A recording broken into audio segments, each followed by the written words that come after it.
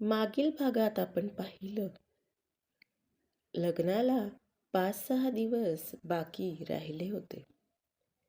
नैनाच्या घरी नैनाची मावशी सुमनबाई आल्या होत्या. त्यांना आलेलं बघून संगीताबाईंच्या तळपायाची आग मात्र मस्तकात गेली होती.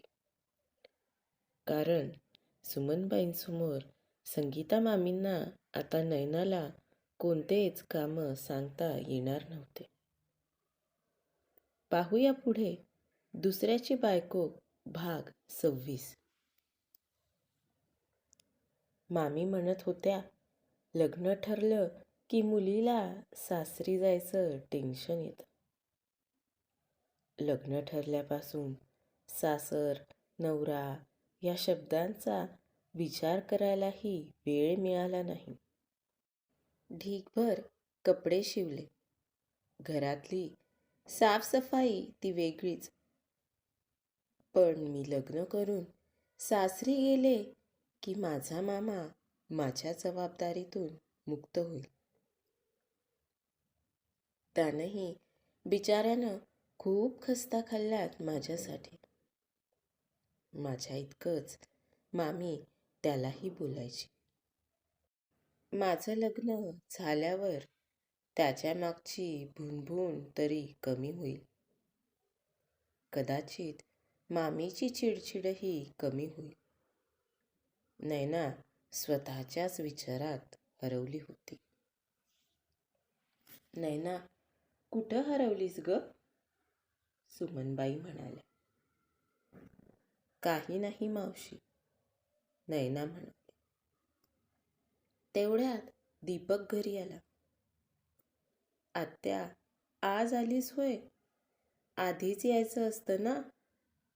दीपक सुमनबाईंना मिठी मारत म्हणाला.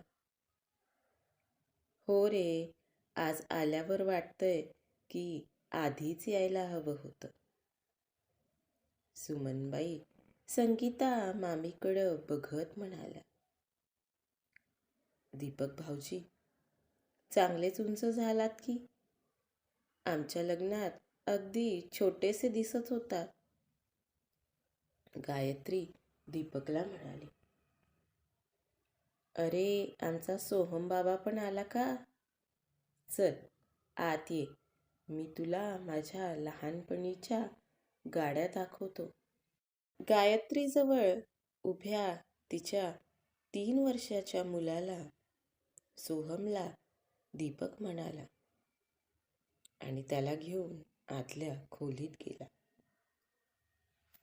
बरं नैना, मी तुझ्यासाठी एक गोष्ट आणलीये बरं, सुमन मावशी म्हणाल्या. काय ग मावशी? नैनाला आश्चर्य वाटलं. गायत्री आपली बॅग उघडून नैनाला दाखव तरी. सुमन मावशी आपल्या सुनेला गायत्रीला म्हणाल्या. गायत्रीनं सुटकेस उघडली. त्यातून एक छानसा शालू बाहेर काढला आणि नैनाला दिला. मावशी, अगं शालू, मामांनी आणला होता ना माझ्यासाठी, नैना म्हणाली. हो, माहितीये मला. पण तुला हा आवडला का ते सांग आधी, सुमन मावशी म्हणाल्या. हो, आवडला ना. मरून रंग, त्यावर नाजूक सोनेरी बुट्टे, अगदी मनात भरणारा आहे, नैना म्हणाली. पण हा स्पेशल आहे बरं नैनाताई. गायत्रीनं तो शालू नैनाच्या खांद्यावर टाकला. स्पेशल म्हणजे? मला नाही कळलं, नैना म्हणाली. अगं, तुझ्या आईचा शालू आहे हा. तिच्या लग्नात ती हा शालू नेसली होती. नंतर तिची आठवण म्हणून आणि तुझ्या लग्नावेळी तुला देता यावा म्हणून मी एवढे दिवस हा सांभाळून ठेवला होता. सुमन मावशींचा कंठ बोलताना दाटून आला होता. नयनाच्याही डोळ्यातून नकळतच पाणी झरू लागलं. त्या शालूवरून हात फिरवत ती स्वतःच्या आईचा स्पर्श शोधू पाहत होती. मावशी, मी लग्नात हाच शालू नेसणार, नयना म्हणाली. नेस की, त्याच्यावरचं ब्लाऊजही आणलंय मी. तुला येतंय का बघ, नाही तर आपण फिटिंग करून घेऊ, सुमन मावशी म्हणाल्या. पण नवीन शालू आणला हे म्हटलं मी. मामीनं तोंड वाकडं केलं. पण मामी, हा आईचा शालू आहे ना? नयनाच्या डोळ्यात पाणी होतच. तुम्ही आणलेल्या सीमंती पूजनाला नेसेल किंवा तिकडं रिसेप्शन असेल तर तिथं नेसेल, सुमनबाई म्हणाल्या. तितक्यात मामा घरी आले. सुमनताई, कधी आलीस? आपल्या बहिणीला बघून मामाला अतिशय आनंद झाला. हे काय, आत्ताच आले? अजून चहा पाणी व्हायचाच आहे, सुमन मावशी म्हणाल्या. तशा संगीता मामी चहा ठेवायला चटकन स्वयंपाकघरात गेल्या. बरं झालं आलीस ते. आता घर कसं लग्नघर वाटतंय. आणि आपले राजपुत्र कुठं गेले? मामा म्हणाले. दीपक सोबत खेळतोय तो मागच्या खोलीत, सुमन मावशी म्हणाल्या. मामाची पाया पडते हा, गायत्री मामाच्या पाया पडली. सुखी राहा. आमचे भाऊजी आणि विजय कधी येणार आहे? मामानं विचारलं. लग्नाच्या आदल्या दिवशी येतील, गायत्री म्हणाली. तोवर मामींनी चहा आणला. नैना, चल जरा आतल्या खोलीत, गायत्री म्हणाली आणि चहा घेऊन नैना आणि गायत्री आतल्या खोलीत गेल्या. सुमनताई, पण खरंच तुझ्या येण्यामुळं घर कसं अगदी भरल्यासारखं वाटतंय, मामा म्हणाले. हो रे, घरात माणसांची रेलचेल असली की तसंही घर लग्नघर वाटतं. मला सांग, एवढ्या उन्हाचा कुठं गेला होतास? शाळा तर सुरू व्हायचीच असेल ना अजून, सुमनबाई म्हणाल्या. हो, यावेळी ऊन जास्त असल्यामुळं शाळा 10 दिवस उशिरा सुरू होणार आहे. त्यामुळं एक बरं झालं, नैनाच्या लग्नाला सुट्टी काढायचं काम नाही पडलं. नाहीतर अवघड झालं असतं. त्यात आपण चपराशी. एवढ्या सुट्ट्या काढायच्या म्हटल्या तर बिनपगारी मिळाल्या असत्या, मामा म्हणाले. जाऊ दे, जे होतं ते चांगल्यासाठीच होतं, सुमनबाई म्हणाले. हो, तसंच म्हणावं लागेल, मामा उत्तरले. बरं सोपान, आम्ही आलोय आता, तर काय काय कामं बाकी आहेत ते सांग, सुमनबाई म्हणाल्या.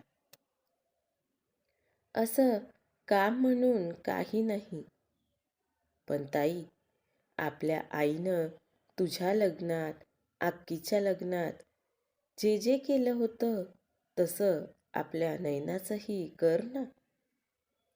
ते नाही का असं छान ताट रांगोळी करून तुम्हाला ओवाळलं होतं, अजून तो गणपती केला होता, काय काय पूजा केली होती, मामा म्हणाले. ते होय. अरे, लग्नाचे कामं सुरू करताना आधी करतात तसं. नवरीला छान ताट रांगोळी, दिवा करतात.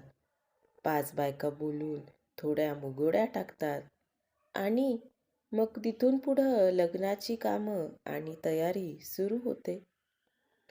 बाहेरची केळवणही सुरू होतात.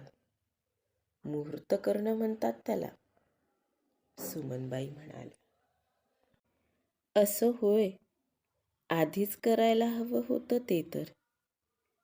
आम्ही लग्नाची तयारी तर असं काही न करताच केली, मामा म्हणाले. तर मी एकटी काय काय करणार होते? घरातलं सगळं करा, खरेदी करा, घरात सामान सुमान भरा, चिवडा लाडू करा, घराची रंगरंगोटी ती तर वेगळीच.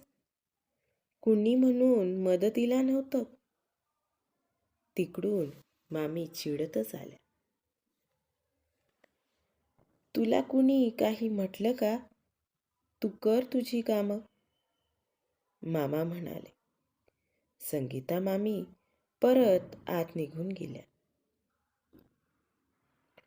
सुमनताई, ते मुहूर्त का काय ते उद्या जमत असेल तर करून घे आणि आपल्या नयनाच्या लग्नाच्या सगळ्या विधी व्यवस्थित करून घे. लग्नाच्या आधी पूजा, बांगड्या, मेहंदी, हळद वगैरे जे काही असतं ते सगळं करून घे. मायबापाविना वाढलेली पोर आहे. आपल्याला तिचं सगळं चांगलं करायचं आहे. आणि खरं सांगू, तिला वाटलं नाही पाहिजे की आई असती तर सगळं चांगलं केलं असतं, मामा म्हणाले. सोपान, मी आले आहे ना. सगळं नीट करते की नाही बघ, सुमनबाई म्हणाले. वंस, एवढंच होतं तर लवकर तरी यायचं असतं. आता रात्र थोडी आणि सोंग फार, असं नाही का झालं? संगीता मामी आतून परत बाहेर आल्या. संगे, अगं मी काय म्हणते, इथं बसूनही तू आमच्या बहीण भावांच्या गोष्टी ऐकल्यास तरी हरकत नाही. उगी 10 वेळा आत बाहेर करू नकोस, सुमनबाई मामींना म्हणाल्या. मी चोरून ऐकते असं म्हणायचं आहे का तुम्हाला? संगीता मामी रागात म्हणाल्या. संगे, नीट बोलायचं. उगी विनाकारण खुसपट काढू नको कोणत्याच गोष्टीचं. घरात मंगल कार्य आहे. सगळं नीट पार पडलं पाहिजे. मामा मामीला रागवत म्हणाले तशा मामी एकदम शांत उभ्या राहिल्या. काय होईल पुढे पाहूया पुढच्या भागात. आजचा भाग कसा वाटला कमेंट करून सांगायला विसरू नका आणि पुढच्या भागाच्या अपडेटसाठी चॅनलला नक्की सबस्क्राईब करा. कथेचे याआधीचे सर्व भाग प्लेलिस्टवर उपलब्ध आहेत. नक्की ऐका. धन्यवाद.